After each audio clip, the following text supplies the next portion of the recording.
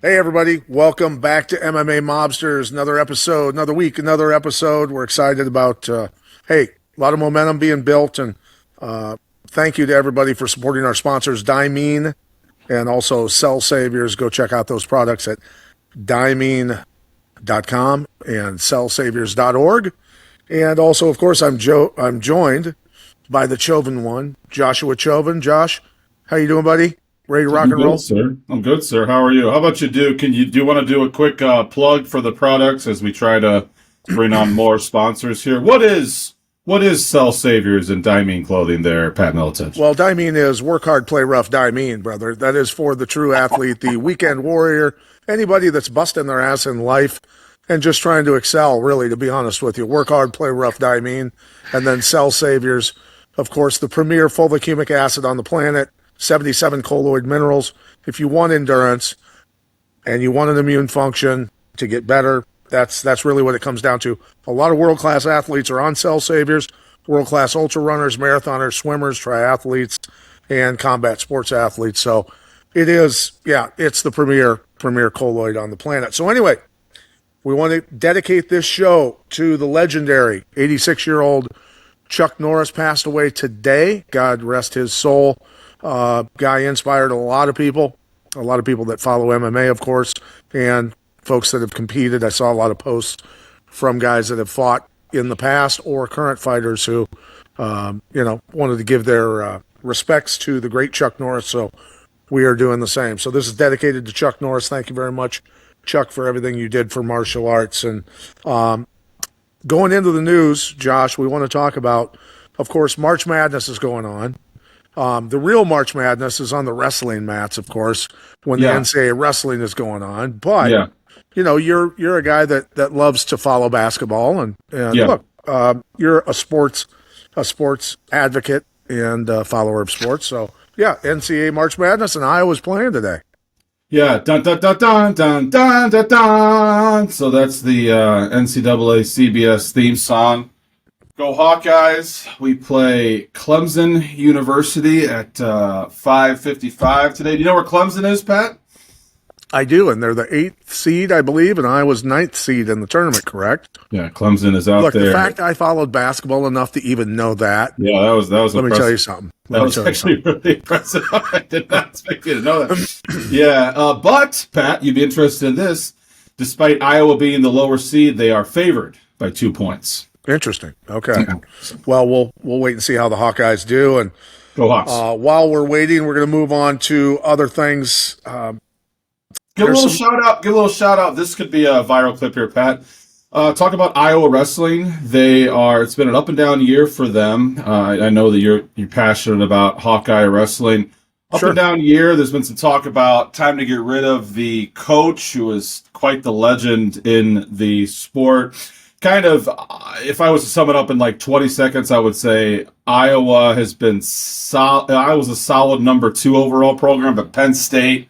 Shout out Bo Nickel. He came out of Penn State, now in the UFC. They have taken over as number one. And Hawkeye fans kind of seem okay with being number two. I don't But think they. I don't think they we are at lose all. to anyone but, we'll talk about that. It seems like we lose to anyone other than Penn State, and Hawkeye fans are rioting. Get Tom Brands out. What's your thoughts on Hawkeye wrestling in the Well, state of look, number one, Cale Sanderson is, he's a standalone guy.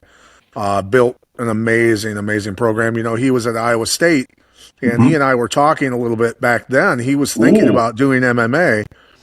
He and I took a flight with the Blue Angels way back in the day when he was coaching at Iowa State, and he had gotten some offers from Iowa at the time, and was considering that, and then Penn State snatched him up with a huge salary and of course facilities that are incredible that Iowa did not have at the time, and so he decided to go that way. But he's built, an amazing program over at Penn State. Do I think the Brands need to go? I don't necessarily think that's the case. I think Cale Sanderson knows how to taper his athletes. They're very technical wrestlers, and the injury rates are, I think, a little bit higher at Iowa, and that's due to the workload, the pounding, and things like that, the style of wrestling that the Brands have always implemented in their style of wrestling. And that style of wrestling isn't always, it's not a one size fits all.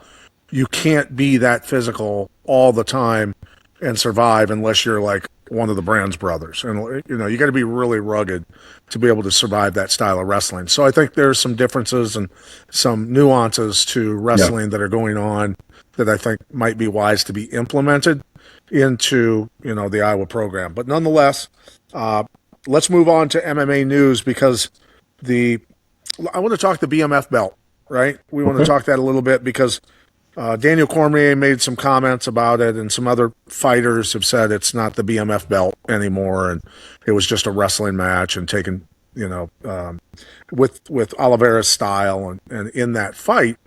But so I want to get your thoughts on Cormier and the other fighters disparaging, that first of all. Yeah, I think that it's a little bit silly. I mean, what are we doing here, guys? Do we want to be boxing? Are we gonna start drastically changing the rules of MMA to appease the Paramount billionaires? I really don't understand what the complaining about. This is a fight. This is a mixed martial arts fight. That's what we do. We combine all the facets of boxing, jiu-jitsu, kickboxing, and wrestling, and throw karate and a couple other things in there. But that is the beauty of the sport, and it makes it a real fight. That's kind of what MMA wrestlers, that's their trump card whenever they get in a spat with a boxer on social media or something, which 99% of the time turns into nothing, unless you're maybe like a Floyd Mayweather, Conor McGregor, Francis Ngannou, Tyson Fury. The argument always is, well, yeah, sure, if we put on our cute little boxing gloves and follow the 100 rules of boxing, you might beat me. But if it's a real fight, if I see you on the street, then yeah, it's all holds barred, and I will be the better man. When you can hold someone down on the ground against their will, you do a lot of things. You do a lot of very scary things to them. Sure. And in that fight, I mean, to that note, I want to add that it really wasn't a fight. Oliveira controlled him from literally bell to bell for the most part, and mauled him and was just too big and strong, to be honest with you, at that weight. So ultimately it falls on the matchmakers. And ultimately, it falls on, look, if you want to be the greatest striker in MMA, you've got to be able to stop takedowns. So none of it is Oliveira's fault. It really isn't.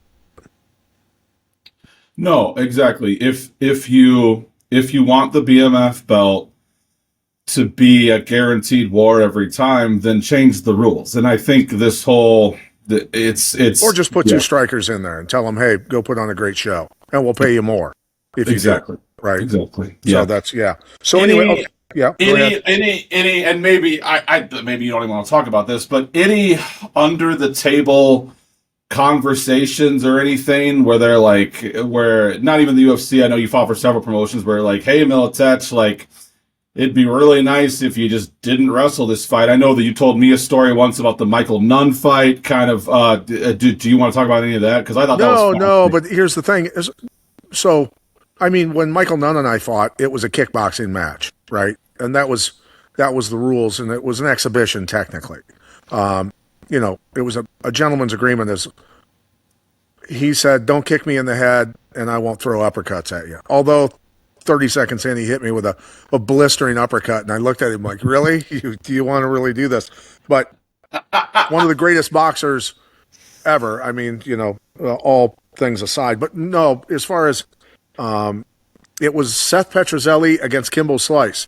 Seth Petrozelli replaced Ken Shamrock, remember, on the card very last minute, and Seth Petrozelli ended up knocking him out. And there was some sort of talk. You remember Dana did a video about this, and I think they said, just keep it standing to Seth Petrozelli, and like, we'll pay you more. And Dana looking at turning toward the camera and going, "That's fucking illegal." Yeah. So I said, yep. So anyway, nonetheless, we're getting off on all kinds of tangents. Boxing deal. Dana does a boxing deal. Boxers, of course, being paid very large amounts of money. The seems like a little bit of mutiny on the bounty with the UFC. A lot of fighters very dissatisfied. The Paramount deal, $7 billion.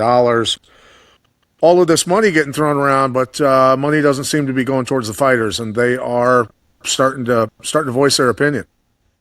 Yeah, so I have a take on this, and it's essentially, who do you see complaining here? Is it Alex Pereira? Is he complaining? No. Is He grew up in the Ilya? jungle of Brazil, though, bro. You can't expect. Exactly. I mean, every day that he gets out of bed and doesn't have to go. he Yeah, grew up in a hut with a dirt floor. It's like, give me a break. He's driving now. He's driving a Mercedes. It's like, what the fuck happened? you don't see Ilya Topuria complaining. You don't see Charles Oliveira complaining.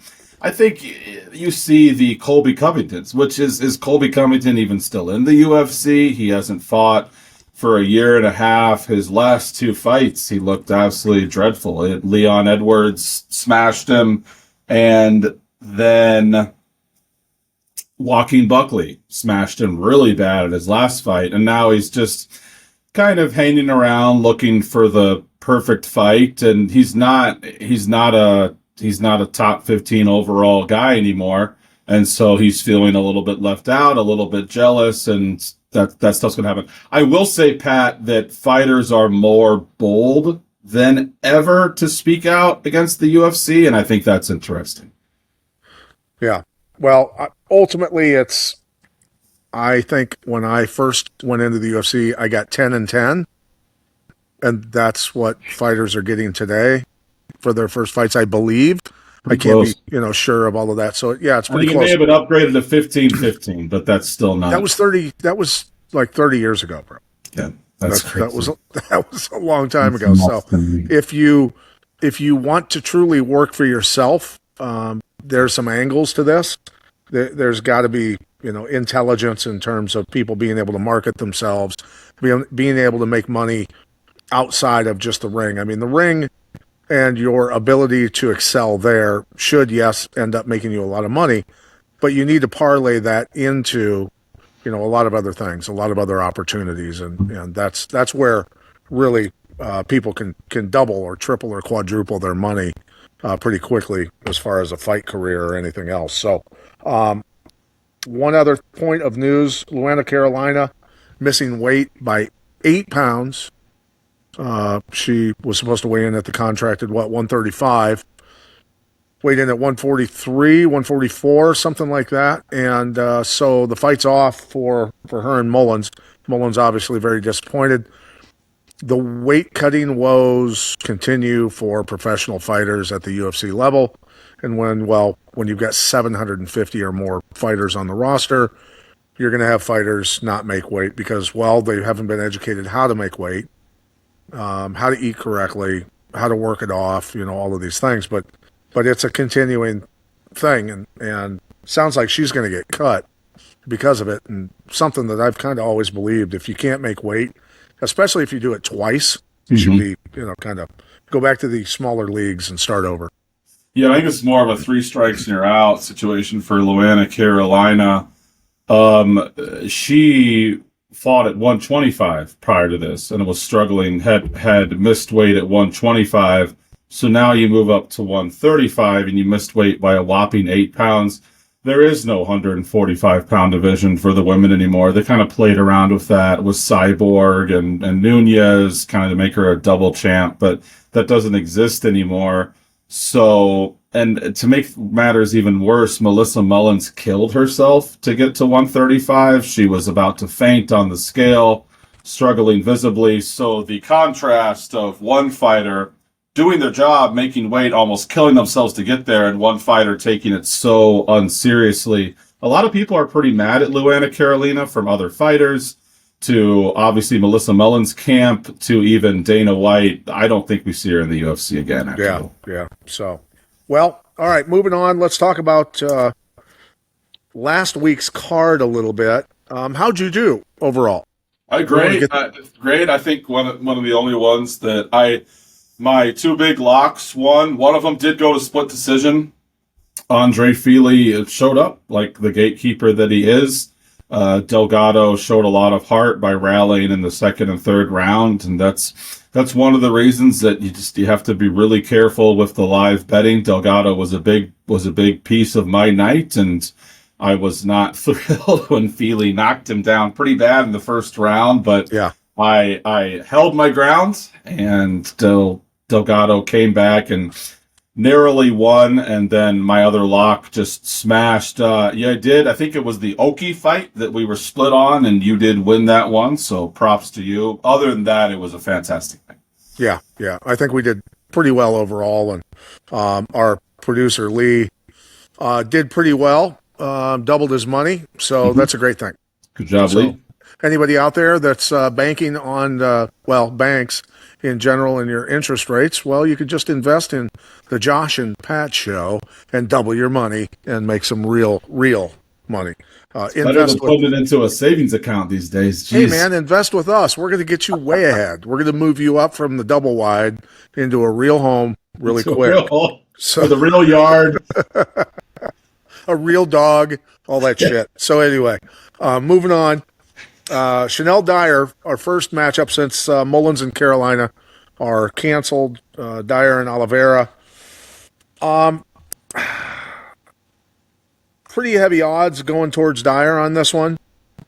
Dyer has performed pretty well. Both of their competitions up till this point haven't been great. I think if you could say it, Dyer's competition up to this point has been a little stiffer, but when I say stiffer, that's moving towards, maybe rigor mortis, but nonetheless, it's, there's not a lot of difference. But Dyer, I think, is a better athlete.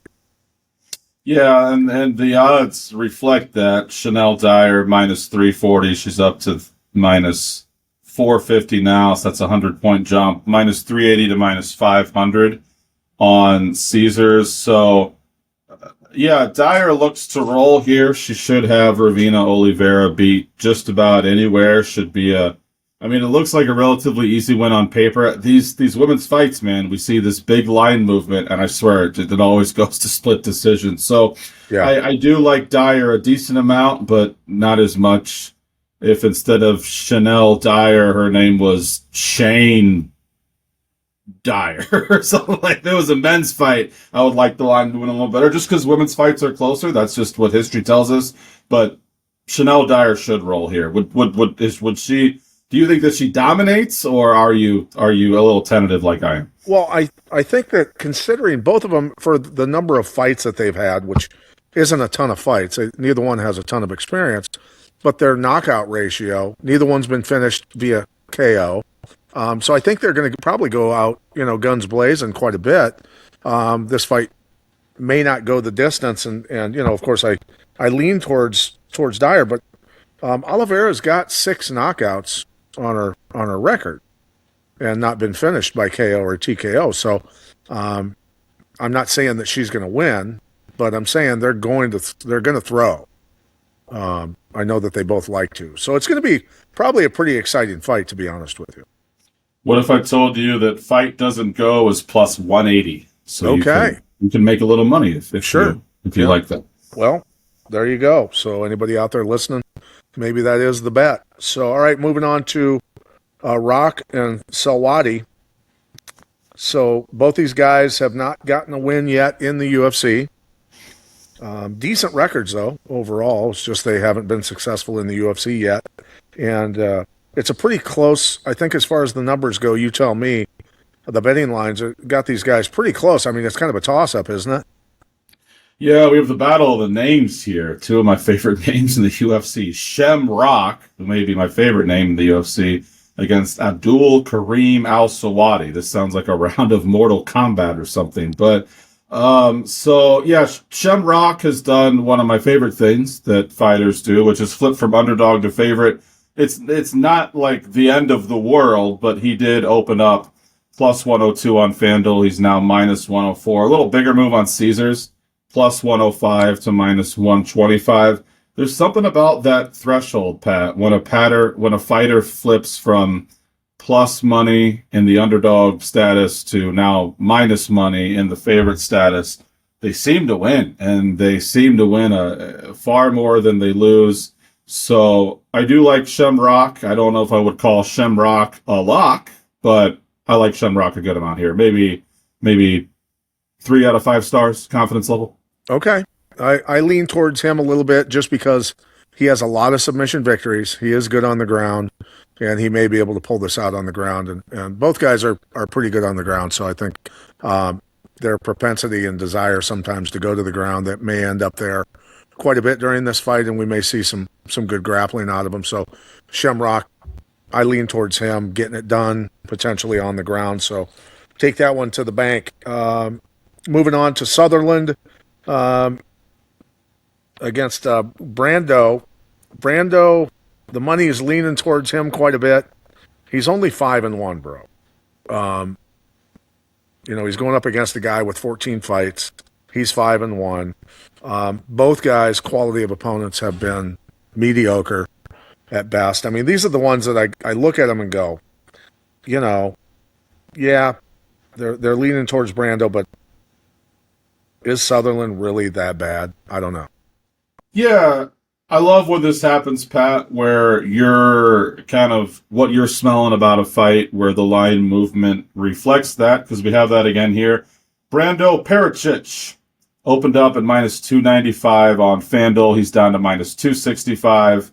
Opened up at minus 275 on Caesars. He's down to minus 250. So yeah, it's not ring the bells. The British are coming.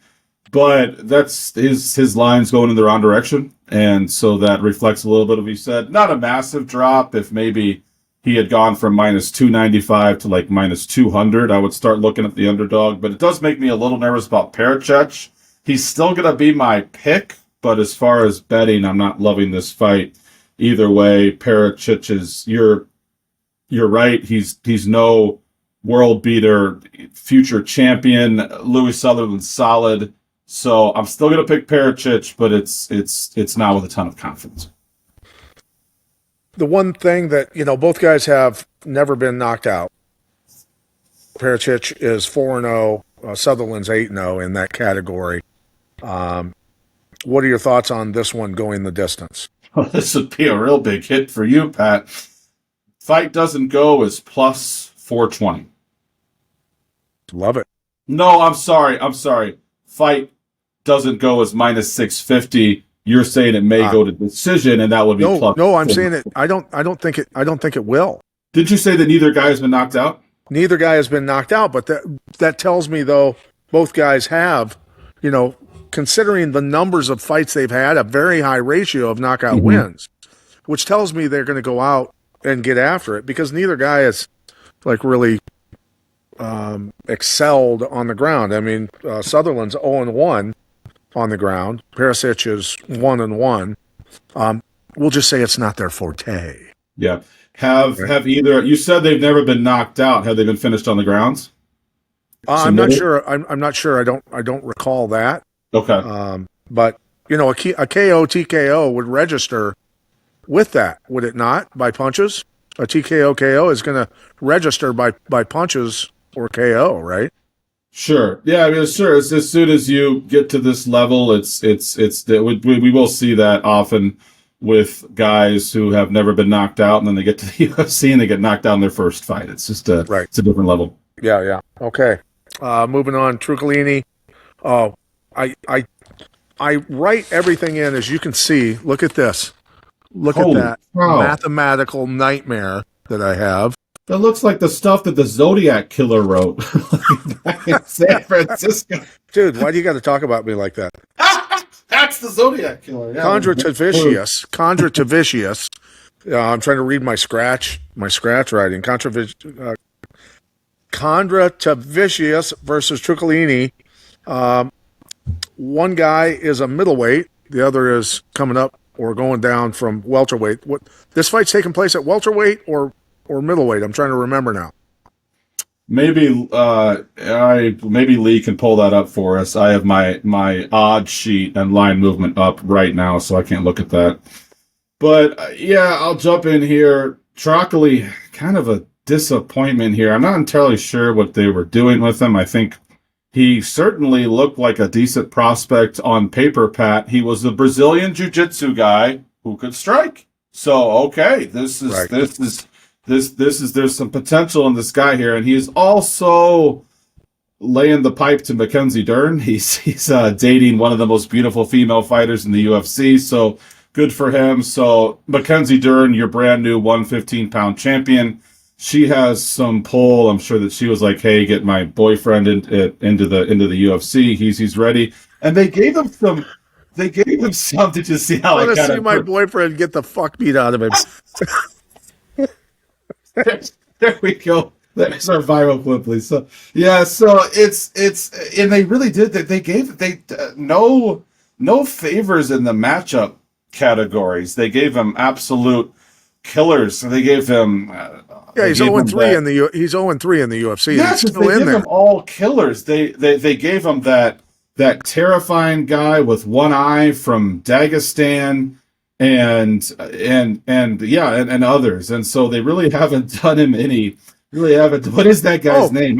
Wait a minute. Wait a minute. You want? Oh, your boyfriend wants to be in the UFC? Sure, no problem. Okay. Yeah. So anyway, look, Contra to Vicious is what -750 right now. Is that where he's Yeah, at? his odds have gone up. Yeah, Shara Bullet is the one-eyed pirate from Dagestan that I was trying to think Yeah. of, and he was his first fight in the UFC. So, yeah, Contra Davicius opened up at -600. He's gone to -600 to -750, -600 to -800. This seems to happen, Pat, when a guy that's 0-3, 0-2 in the UFC gets a fight. It's like this guy is on life support, and he's as far as being in the UFC. So Contra to Vicious, and not to beat a dead horse, but Contra to Vicious, he's 1-0 in the Contender Series. It's not like he's a UFC star or anything. and that's Right? where it And could he's fall unranked. into- He's unranked. It's like they're trying to help Dern's boyfriend or something get one win. All he has to do is get one win, Pat, and then he's got 3 more fights. He's got a whole new life ahead of him. So All right, yeah, Contra to Vicious, is he a lock for you then? he is, yeah, and not so much because of it seems that Trockley may meet Mackenzie Dern's standards, but does not meet the UFC's standards. It seems like that's what's going on here. And plus the line movement, it seems to opened up at -600, which is also already a pretty big line, and then he gets steamed out 150 more points. Yeah, this is lock territory. All right, parlay material. There you Correct. go. All right, so let's go on to Pinto and Franco. On paper, when you look at these guys, pretty solid records, obviously. Unbeaten and only one loss on the other side for Franco. These guys like to strike. Franco's good on the ground. He's 4-1 in that category in terms of submissions. The difference that I see, a big difference, is the worst competition or opponents faced in a career that on this entire card or in recent memory, Franco is like literally like they poured guys out of wheelchairs for him to fight, literally. And so, I had to go with Pinto just based on that before I even saw the odds. He's fought the entire staff of the local Taco Bell, it looks like, there for Mario Pinto. But yet, his odds are soaring, similar to Contra Davicius. Mario Pinto opens up at -650. He's now -900. So yeah, that's 2 straight parlay locks in a row. I'll let you get into the specifics of it a little bit more, but yeah, that looks like 2 straight fights where you can sit back, lock them in your parlay, and enjoy the carnage. Because the road to getting to the UFC, if you take an easy road, you're going more times than not. 90-some% of the time, you're going to have a horrible wake-up call by the time you get there, because then you get thrown in with the sharks and you get chewed up and spit out and wrecked. Which showed his one loss is when he got to the Contender Series and he lost. Yeah. It shows, as far as for Franco. So Pinto's definitely a lock for me as well. So we agree. I don't think that's a tough one to go through, but it was worth some of the entertainment for the comments. But I'm Nathaniel going to Wood, double down here too, Pat. I'm going to say both guys win by finish. That will shrink your odds a little bit. If you parlay both together and take them both by finish, then you're looking at a decent little bet there. So what if they both tap at the same time? Then they both actually won by finish. yes, yes, Pat. That's yes. Write that down, boys and girls. Then you double your money. Holy shit. No. Anyway, moving on. Wood versus Kita. Debut for Kieta, however you like to pronounce that. And odds leaning towards Kieta for his debut. And Nathaniel Wood's 10-3 in the UFC. Yeah, a bit disrespectful to Wood here, wouldn't you say? Wood is tough, man. Speaking of Wood, his last fight, he fought Delgado, who was our hero last week, pulling out the split decision. And Delgado was considered one of the top prospects. He's kind of Brandon Moreno's special project, similar to what like Robbie Lawler and Matt Hughes were for you. So yeah, Brandon Moreno was brought him along, and he was a decent favorite against Nathaniel Wood, and Nathaniel Wood put it on him. Close fight. Kita has moved from 190 to minus 245 on FanDuel, minus 180 to minus 230 on Caesars. That's good from the line movement department, but Wood is tough. So I am going to bet Kita maybe about 1.5 units worth. And I'm going to sit back and watch what I expect to not be easy, but I think he gets the job done. But Wood's tough, and he's shown that over and over again. And Kieta has had, decent competition. And for Wood, he's faced a lot of experienced fighters, with pretty deep experience. So dude, this is like my gut is telling me to go with Wood on this one. It really is. I like it. Do it. Okay. Yeah. Okay. All right. Well, moving on to Jones and Sola. We've got a welterweight versus a lightweight originally, right? So Jones is normally and has been a lightweight and ranked number 49 in the world as a lightweight, going to get up against the number 67 guy, Axel Sola. Sola's unbeaten in the UFC. Jones 3-2 as a lightweight, moving up. Or is this is the one thing I get into my research with everything are they fighting at welterweight or lightweight? Let me look that up keep real talking quick about this fight. I will draw that and I will pull that info up. Yeah, because I want to hear, because that makes certainly somewhat of a difference in my book, how this is going to go, and because Jones is favored in the mathematical. They're fighting lightweight, Pat. Okay. So Sola's dropping, and then you've got to deal with.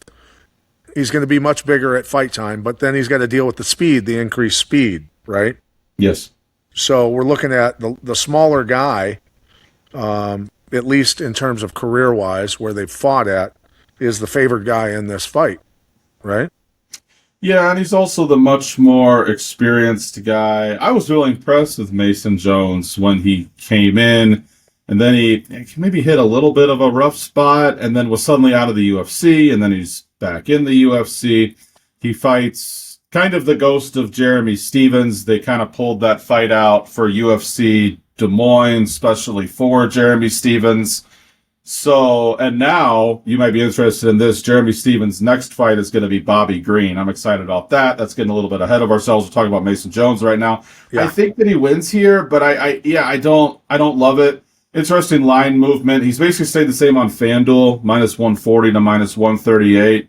On Caesars, he's gone minus 135 to minus 155. On BetRivers, his odds have gone down, minus 143 to minus 130. We're looking at a close fight here. My lean is going to be Jones, but the line movement is telling us expect a close fight. Here's the curveball I'll throw at you. You got a guy who's unbeaten at the bigger weight division deciding to go down. Like, he didn't have to necessarily go down, but maybe seeing into the future and saying to himself he wasn't a big enough welterweight to deal with some of these guys. But at the same time, even though he's had decent competition up to this point, has remained unbeaten. Now he's dropping down to the 155-pound division. That tells me like he's doing this with confidence, and he's strategically planning out his career to make a run potentially, for a title. Is he going to get there? Nobody knows. But all I'm saying is that gives me my intuition. There's something there. And because of the odds, and because these guys have both faced pretty decent competition on the way up, I'm going to lean towards Sola just for that sole reason. When I put those things together. Reason. Yeah. So there you go. So we're split on that one, but that'll be interesting to see how that fight plays out. All right, Curtis, who's unranked against Danny Silva. Get your thoughts on this because comparable competition between the two of them. Campbell's 5-0 in his last 5, 4-1 for Silva. Both guys, tough guys, have done well. Where do you think this fight ends up? Yeah, it's potentially a little bit of a firefight here. Both guys like to throw down. Yep. Decent line movement for Campbell, -190 to -230 on FanDuel, -185 to -230 on Caesars, -205 to -245 on BetRivers. So once again, kind of seems to be a theme on this card. Positive line movement, but nothing earth-shattering. So the Sharps are backing Curtis Campbell here, but not overwhelmingly. He's going to be my pick, but not as confident as I was in some fighters earlier in the card. Yeah, and so he's 1-0 in the Contender Series, Campbell, that is. And then we look at Silva, who's 2-1 actually in the UFC. I look like Silva might actually pull this out, and I know it. Look, that's me. Everybody would say that because of the odds and everything else, but I think I'm leaning towards Silva a little bit on this one, and I'm like, this is the card of the underdogs for me. I don't hate it. For some reason, I'm just leaning towards them being good enough to win the fight, and it's worth the bet, to a certain extent, right? I'm on board with all your upset picks so far. I even joined you, I think, on one of them because they're fights where the favorite has either decreased a little in odds or only gone up a little bit. If you disagree with me on the next fight, we might have a problem. But I am. Yeah, all the fights where you like dogs and I may lean the other side. It's not confidently. I am confident in this one. So roll out the next fight, there, brother. Roman Dolidze versus Christian Leroy Duncan. So it just takes me back, I'm going to age myself on this one, but, the Walton family, that old ancient, you're looking at me like, what the fuck are you talking about? Yeah, I don't know. Let's have a dice. Good night, John Boy. Good night, Christian Leroy. Good night. That's what we're talking. Anyway, Christian Leroy Duncan, heavily favored in this fight. There's a reason for that. He's very good on his feet, solid on the ground. So, justify it. Justify the numbers for me in all those ways. Because Dolidze he's a scrappy guy, man. It's not like Dolidze's a punk. He's tough. He's one of those Georgian guys. Shout out Georgia. They have brought us Merab Dvalishvili. Ilia Topuria, even though he kind of hails from Spain too, is Georgian blood, and this guy, Roman Dolidze, have the kind of the Georgian, and that is wonderful to see countries embracing MMA. And there's something about those Eastern European countries, dude. It's like the guys are just built different. So Roman Dolidze, not quite on the lofty heights of Topuria and Merab, but has been good, has been solid, can pack a punch, is a little bit slow, is certainly powerful, but a little bit slow, and that's going to get him in trouble here with Christian Leroy, because Christian Leroy is one of the fastest guys in the division, and although Roman Dolidze, his strengths, if he was a Mortal Kombat fighter, he would be 10 out of 10 toughness, and 9 out of 10 just nastiness and power. And then speed, he would be like a 2. So Christian Leroy should be able to get in, get out, get in the pocket, light him up, and then hop back out between Dolidze. Doesn't even know what hit him and should finish him eventually. So I love Christian Leroy Duncan. He is a lock. Ding, ding, ding. And are you with me here? Or are you still on the underdog train? No, I think Duncan's going to win the fight. But for anybody out there that's listening to this, if you're outmanned in the speed department, that means you have to move your head and go at the same time you're being attacked. You got to catch people coming in, and that's just the way it is. So with the longer, faster, type fighters, if you move your head correctly, move when they move, and throw aggressively when they throw, and catch them coming in, that's how you beat those guys. And so once you get them gun shy and get them hurt, because every time they let their hands go, they're getting cracked. That's when you can start taking over psychologically and stuff. So that's something for anybody out there that's listening to this. Think about that a little bit and start practicing that. All right. Barianowski against Lane, number 31 in Barianowski versus number 25, Austin Lane. Odds are leaning heavily towards Barianowski. So more heavily every minute, Pat Militech. Barianowski opened up at minus 430 on FanDuel. He's now minus 590. Minus 400 to minus 625 on Caesars. This is another lock. Austin Lane is a terrifying human being when you look at him on paper. Former NFL player. Didn't do much in the NFL. He was more of a practice squad guy, but he still made it to the NFL. You got to be a good athlete just to do that. Yeah, they don't let anyone on the NFL practice squad. So right. His thing just seems to be a little bit chinny, and he does have decent wrestling, but he will tend to wrestle himself out and kind of lay on top of a guy, not get the finish, and then he gets tired. I don't know if I'm ready to quit Austin Lane. He has the potential to be at least a decent heavyweight in a sparse heavyweight division, but can't quite seem to put it together. I think why Dana White likes him is even though he pretty much always loses, he puts on entertaining fights. And he gets out and gets after it. So you got to give that to him. Yeah, correct. Barianowski should roll. He looks like a lock, and hopefully Austin Lane does not put it all together in this fight, which I think he is capable of doing. But it should be more of the same. Austin Lane shows flashes of greatness, but then loses spectacularly, which seems to be his thing, and no reason to think it's any different tomorrow morning. Well, I'm of course I'm going with Barianowski.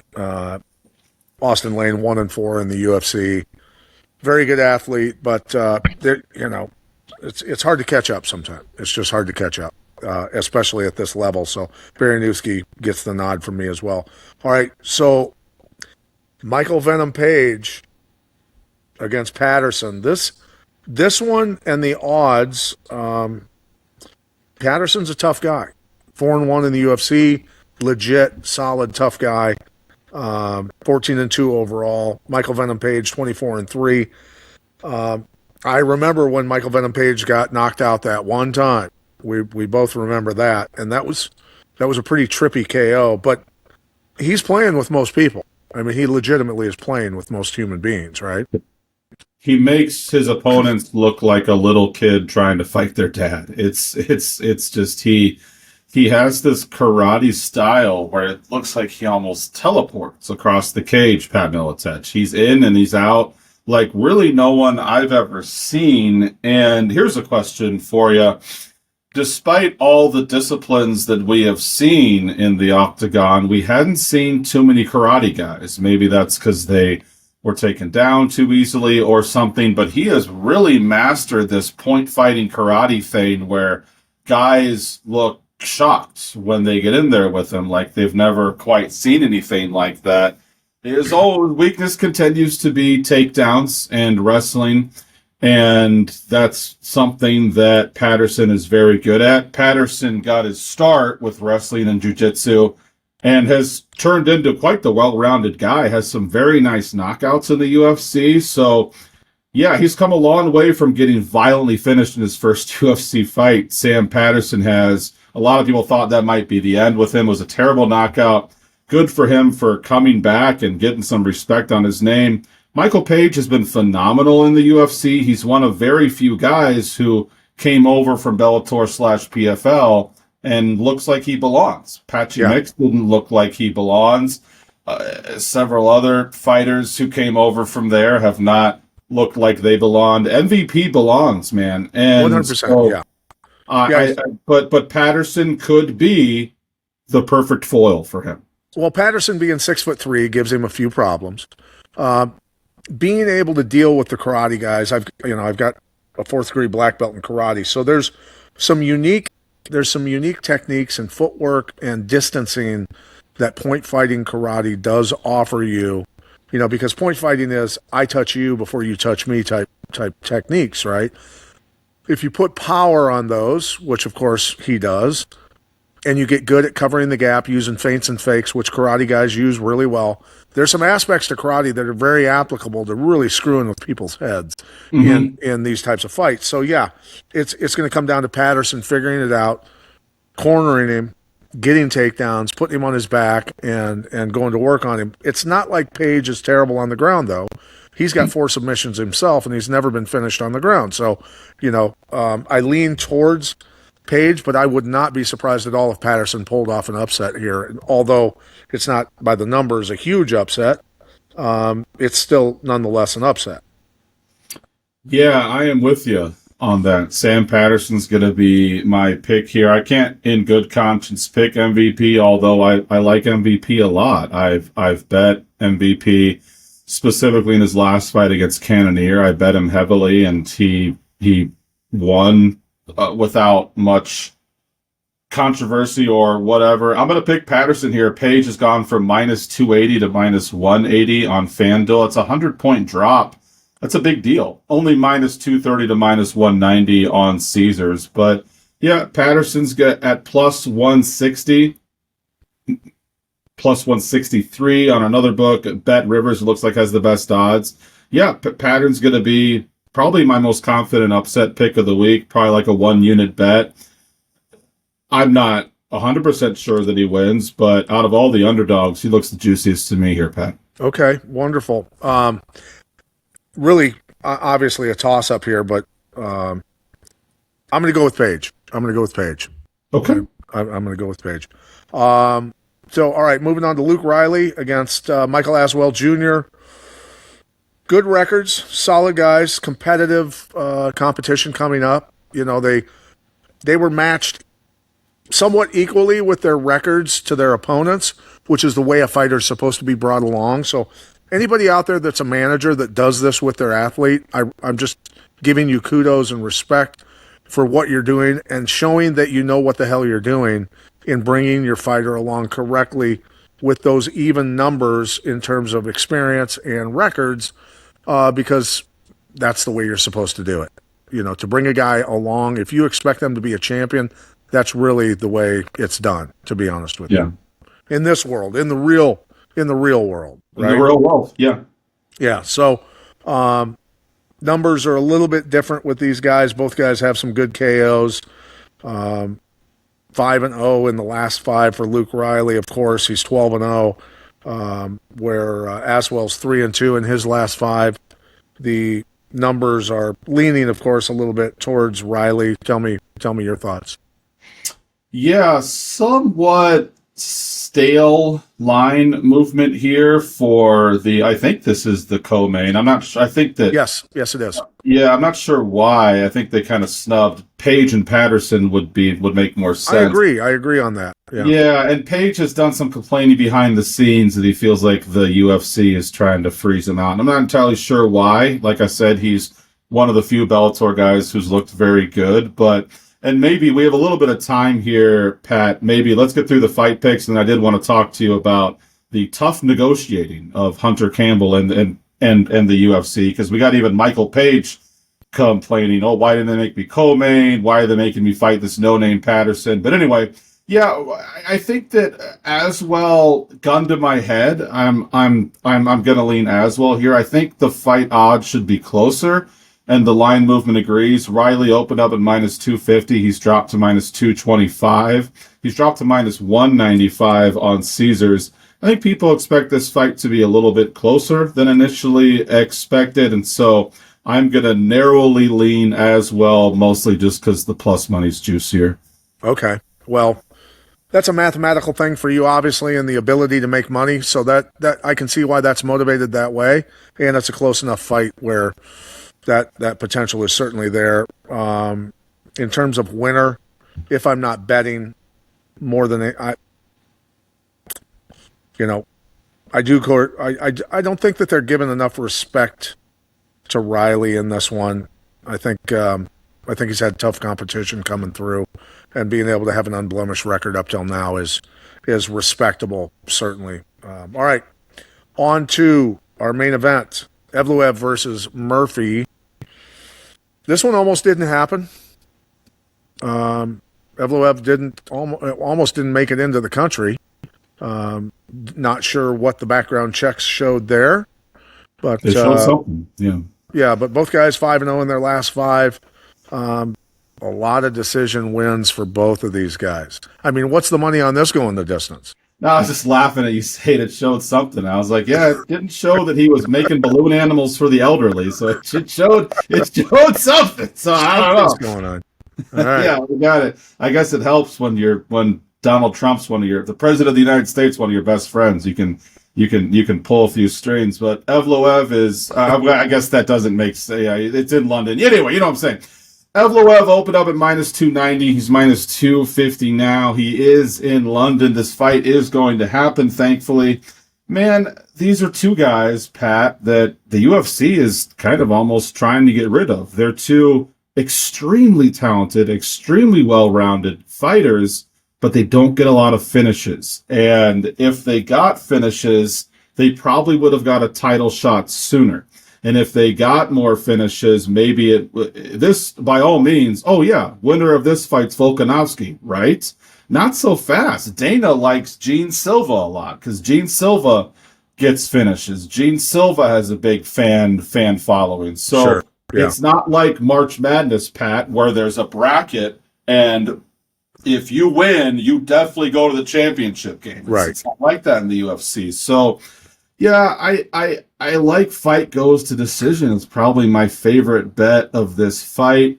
That's -260, which is crazy for a men's 5-round fight that we have those high of odds. But I think that's just as much of a lock as the other fighters we liked, like Pinto and others who are -900. So that is a 5-star lock for me. Fight goes to decision. 5-star lock. Yeah, just because of the odds. I mean, I like that as much as the other, as much as Christian Leroy Duncan at -650. So, Dude, the Chauvin one going all in on this main event here.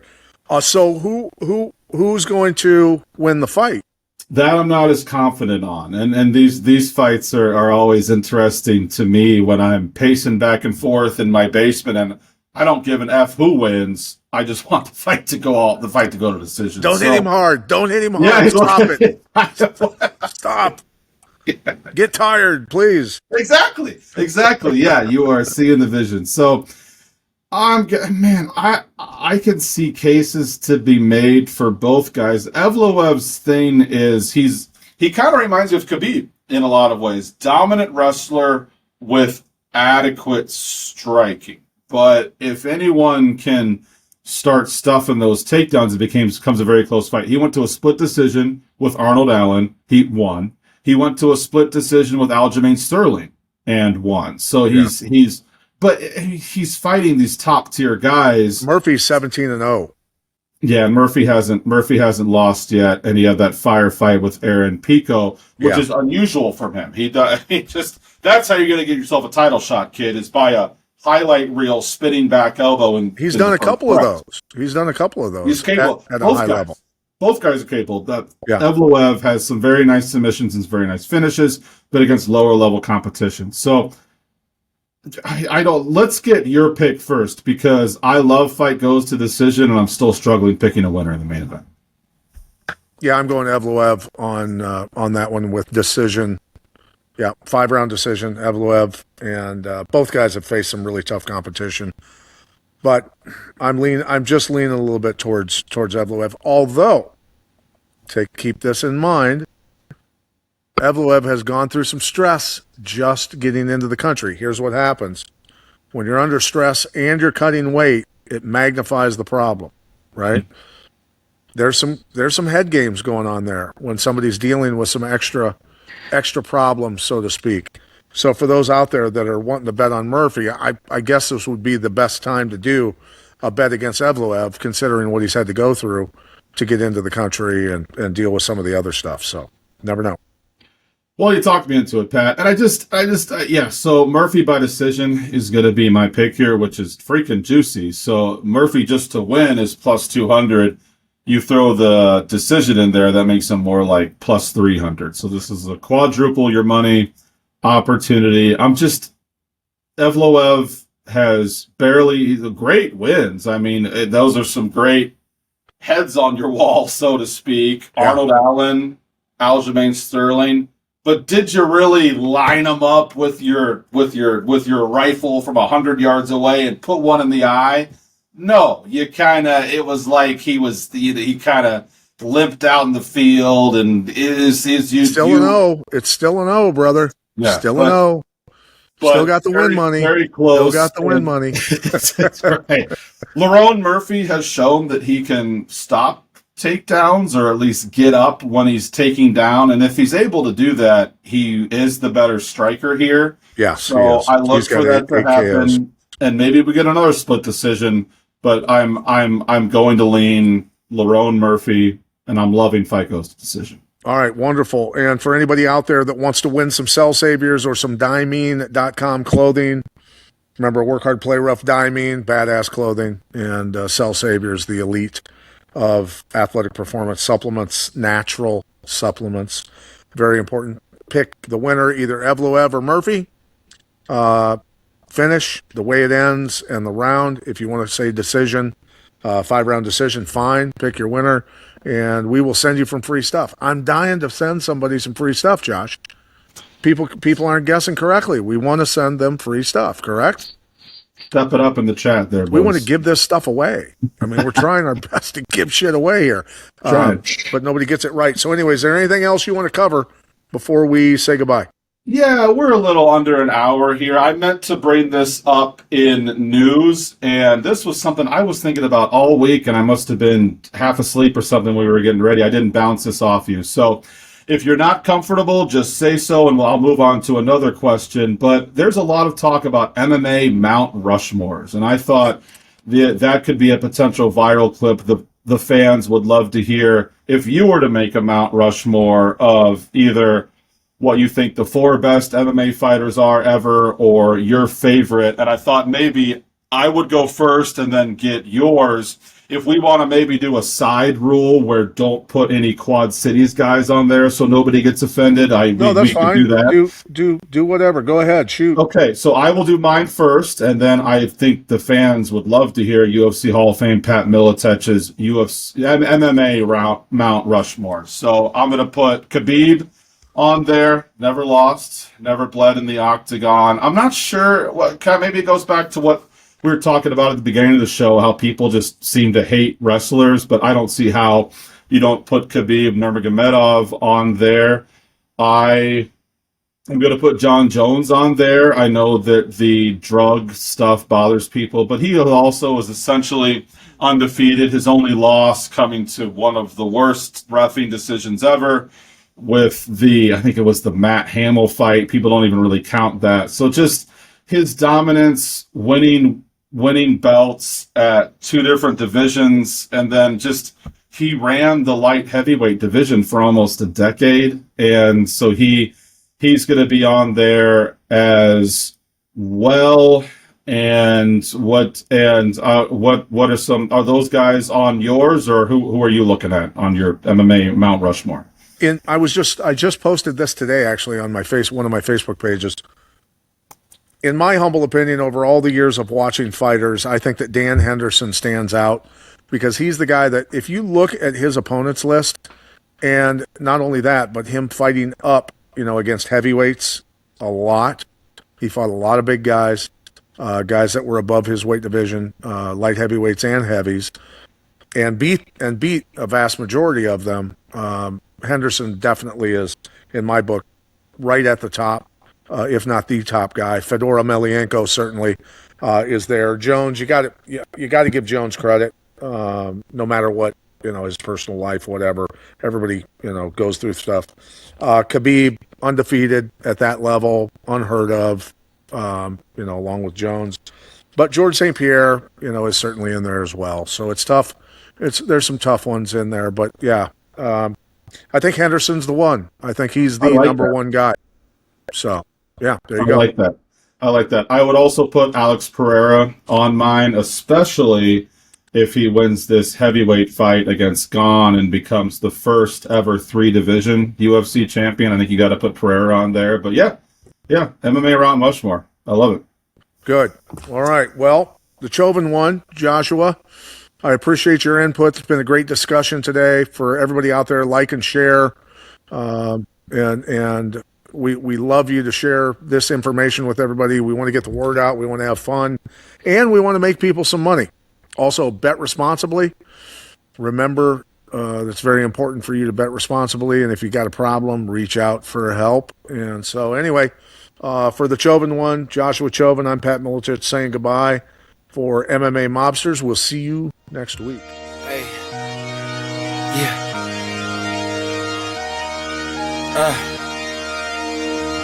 Yeah. Hey. Giving it all. Hey. Yeah. I'm giving it all I could give. Run up and taking my pick. Then bringing it back to the crib. Yeah. You know how I go. We finding the gold, the deeper we dig. So we just keep digging till we finally get it. Like fuck it, I'll sleep when I'm dead. Yeah. I gave you my word, don't break it for no one. You know I'ma keep what I said. Ready for war, I've been deep in the trance. Been jumping since I had them streets in the bed. Ice in my body, I'm cold under pressure. Recovered like I had no heat in the vents. Shooting, I don't have a conscience. Too much to accomplish. You know I can't leave it to chance. Yeah. Throw it in the bag. Throw some dots, I'm Jackson Dart. I'm out of pocket playing tag. Catch me if you can. Empty out the mag. Took the lead, I run the track. And I'm never looking back. Show up for the moment, always rolling with the punches. Find a way to see through the ceiling, put above us. Smoke is in the air, keep it heavy in abundance. When the dust settles, let's see who remains.